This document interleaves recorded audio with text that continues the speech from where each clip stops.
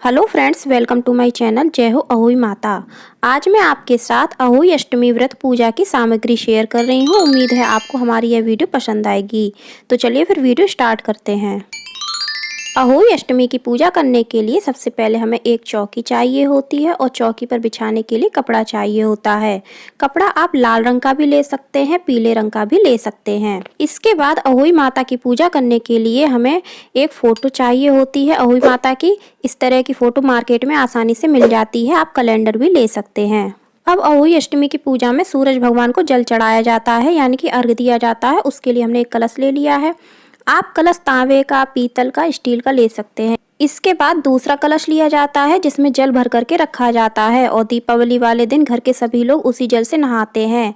अगर आपके पास दूसरा कलश ना हो तो आप इस तरह का करवा भी ले सकते हैं, जिसको आप करवा चौथ की पूजा में प्रयोग करते हैं, आप वो भी ले सकते हैं। यदि आपके पास मिट्टी का ना हो, मेरे पास मिट्टी का है, कोई ज़रूरी नहीं है मिट्टी का लेना। आप पीतल का, तांबे का, स्टील का भी कलश ले सकते हैं, लोटा ले सकते हैं जिसमें आप जल भर करके रख सकते हैं।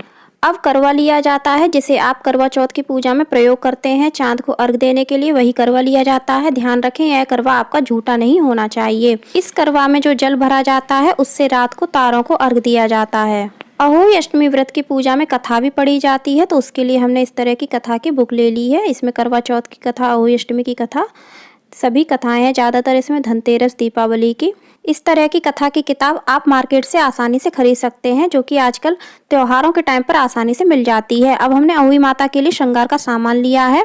अहोई अष्टमी व्रत की पूजा में आप माता को अपनी श्रद्धा के अनुसार श्रृंगार का सामान अर्पित कर सकते हैं। इसके बाद हमने कलश को आसन देने के लिए चावल लिए हैं। आप चावल ना हो तो आप गेहूं का भी प्रयोग कर सकते हैं। हमने यहाँ पर गेहूं भी लिए हैं। हम गेहूं कलश के मुख पर रखेंगे। यदि आपके पास गेहूं नहीं है तो आप चावल भी रख सकते हैं। इसके बाद हमने अहोई माता की पूजा में दीपक प्रज्वलित करने के लिए एक मिट्टी का दीपक लिया है। आपके पास मिट्टी का दीपक नहीं है तो आप नॉर्मल दीपक भी ले सकते हैं। अब हमने कलावा लिया है माता की पूजा करने के लिए। माता के लिए एक लाल चुनरी ली है। इस तरह की आप लाल चुनरी ले सकते हैं माता के लिए। इसके अलावा अहोई माता की पूजा करने के लिए रोली, अक्षत, चंदन, सिंदूर चाहिए होता है। पूजा में चढ़ाने के लिए हमने कुछ दक्षिणा ली है। आप दक्षिणा अपनी श्रद्धा के अनुसार ले सकते हैं।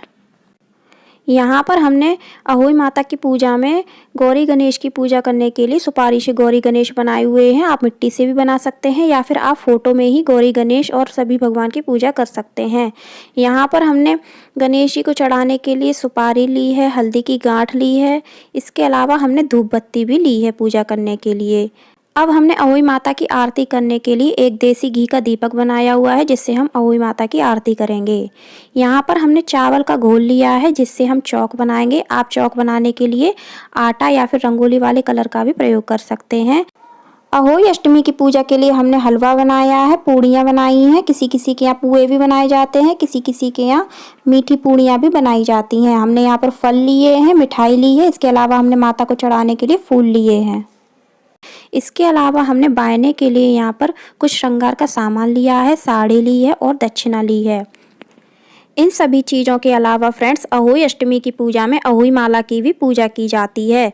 इसमें दो दो मनके पड़े होते हैं। हर साल इसमें 2 मनके डाले जाते हैं, या फिर किसी पुत्र के होने पर या फिर किसी पुत्र की शादी ब्याह होने पर इसमें 2 मनके बढ़ा दिए जाते हैं। किसी के यहाँ हर साल बढ़ाए जाते हैं। तो फ्रेंड्स, ये थी मेरी सामग्री की वीडियो। आपको कैसी लगी मुझे कमेंट करके ज़रूर बताना। पसंद आई हो तो लाइक करना, शेयर करना, हमारे चैनल को सब्सक्राइब करना, बेल आइकन को प्रेस करना, कमेंट करके बताना आपको हमारी वीडियो कैसी लगी। जय अहोई माता।